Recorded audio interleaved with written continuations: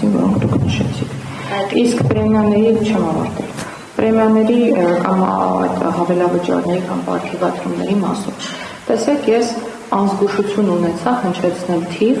եւ այդ թիվը պատտվեց ժողովրդի շրջանում առաջացնելով դժգոհություն եւ չնայած որ ես նշել էի, որ օրինակ այդ 6-ից 7 միլիոնը ամբողջ տարվա ընթացքում կատարված աշխատանքի մասն է եւ եթե մենք հիմա միասին այդ վարժությունը կատարենք,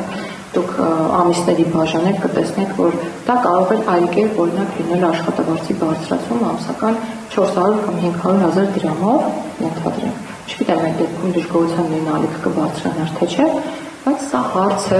սա հարց է, պետական աշխատողների աշխատավարձի բարձրացումը հարց է, որ տարիներ շարունակ կառավարության կողմից քննարկվում է ու ելի եմ առիթ ունեցել շեշտելու, հիմա շատ կարևոր է սրա մասին խոսելը, տարիներ շարունակ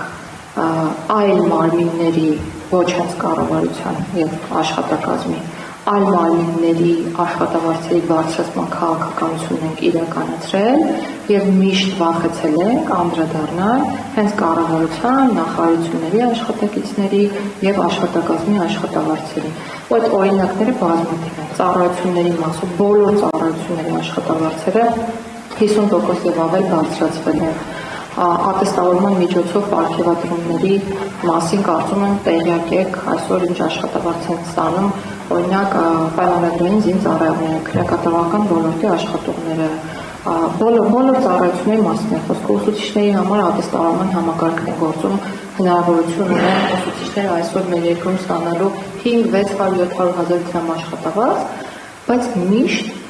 մենք վախեցել ենք, քննարկել ենք, հետո մտածել ենք, այ դժգոհության ալիք երևի կբարձրանա, բայց հետո եկել է ինչ-որ մի կերպ, երբ աշխատավարձը նախարարի տեղակալի, վարչության պետերի, բաժնի աշխատակիցների մասնավոր աշխատաշուկայում մրցունակ չէ, ժողովուրդ եկեք արդար գտնվենք եւ օրինակ նախարարի աշխատավարձը թեկուզ այդ հավելավճարների հաշվառմամբ համեմատենք ֆինանսական ոլորտի ծառայություններ մատուցող կազմակերպությունների վարչության պետերի, չեմ ասում կառավարիչների բանկերի կամ խորհրդի անդամների բանկերի, կառավարիչների աշխատավարձի հետ, IT ոլորտի աշխատողների աշխատավարձի հետ, մի շարք ոլորտների աշխատավարձի հետ, եւ եթե դուք ինձ կհակադարձեք ու այդպիսի բան եղել է, ասեք, գնացեք մասնավոր ոլորտում աշխատեք, դա ուղղակի չեմ հասկանում թե ինչի մասին է։ Այսինքն պետք է նորմալ կադրը, որը որ մրցունակ աշխատավարձ կարա ստանա շուկայում, աշխատավարձի պատճառով զրկվի հնարավորությունից գալ աշխատել կառավարությունով եւ միջակ կադրը, որը մրցունակ աշխատաշուկայում մրցունակ չի, որովհետեւ չի կարող հավաքնել բարձր աշխատավարձ ստանալու մասնագիտական գիտելիքների փորձի պատրաստվածության պատճառով ինքը պետք է ընտրի գալ կառավարությունում աշխատել կամ հաջորդ մանել շրջանակներ մարդկանց պետք է լինեն այնքան ապահովված մարդիկ, որոնք 1 դրամով աշխատեն կառավարությունում։ Մենք հարց ենք լուծելու դրանով, այսինքն մենք հնարավորություն ունենանք աշխատանքներին ներգրավել կամ կառավարության անդամ տեսնել մարդկանց, որոնք որ 1 դրամ են աշխատավարձ ստանալու։ Դե հիմա ես այդ հարցին եմ ուզում անդրադառնալ։ Նախ գաղտնի որոշում, սիրելի քաղաքացիներ եւ լրագրողներ, մի արեք այդպես։ Այդպես չէ։ Գոնե բացարձակ ճշմարտությունների մասին եկեք ազնվորեն խոսենք։ Ոչ մի գաղտնի որոշում չի եղել, դա եղել է կառավարության հրապարակված որոշում։ Ընտրությունն է եղել է բարձրացնել աշխատավարձերը եւ որոշել ենք, որ հələ մինչեւ այդ աշխատավարձերի բարձրացման, այսինքն գործակիցների վերանայման գնալը, պիլոտային ծրագիր անեն, տեսնենք ըստ կատարողականի, ով ինչքան աշխատավարձ է ստանում։ Ու ըստ կատարողականի գնահատելով աշխատանքի արդյունավետությունը, տանք պարգևատրում։ Այդ պարգևատրումը ես կրկին նշել եմ, կարող եք համարել աշխատավարձ։ Պետական ամբողջ ապարատը ստացել է աշխատավարձ կամ անունը թող լինի պարգևատրում կատարված 1 տարվա ընթացքում կատարված աշխատանքի համար եւ դա առաջացրել է դե գիտեք ինչ տեսեք կանոնները հնարավոր է փոփոխել, հնարավոր են խնդիրներ, հնարավոր է արդարություն, տեսեք, եթե մենք որոշում ենք, որ ինչ-որ մի ծրագիր պետք է իրականացվի, նորարարություն է։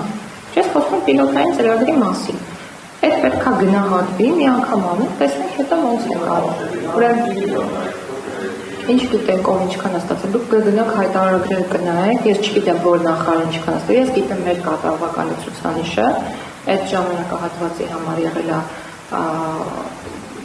70% կամ դրանից բարձր, հաջորդ կիսամյակի կամ տարվա համար այն տրամաբանությամբ ինչ որ գրվել է կառավարության որոշումը, մենք ձգտելու ենք 100% կատարողական ապահովել միշտ, որպեսզի մեր նախարարության բոլոր աշխատակիցները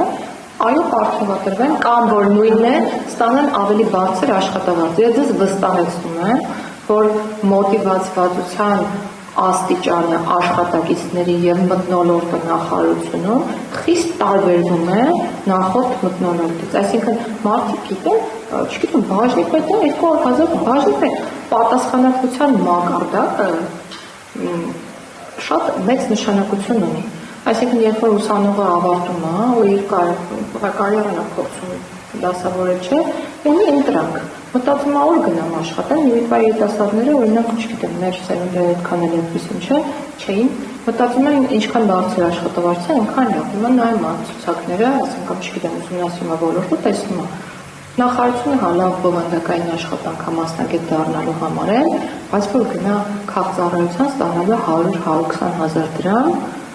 հետո բացում տեսնում է կարա առանց փորձի դառնա քննիչ, կարա առանց փորձի դառնա, չգիտեմ, դատախազ, կարա առանց փորձի գնա մի քիչ էլ սովորի դառնա փաստաբան ու առանց փորձի կարա գնա մասնավոր ընկերություն, չգիտեմ, փաստաբանի օգնական դառնա, այս մեր մասնակցության մասնակցություն։ Հետո նշած բոլոր օղակներում աշխատավարձերը շատ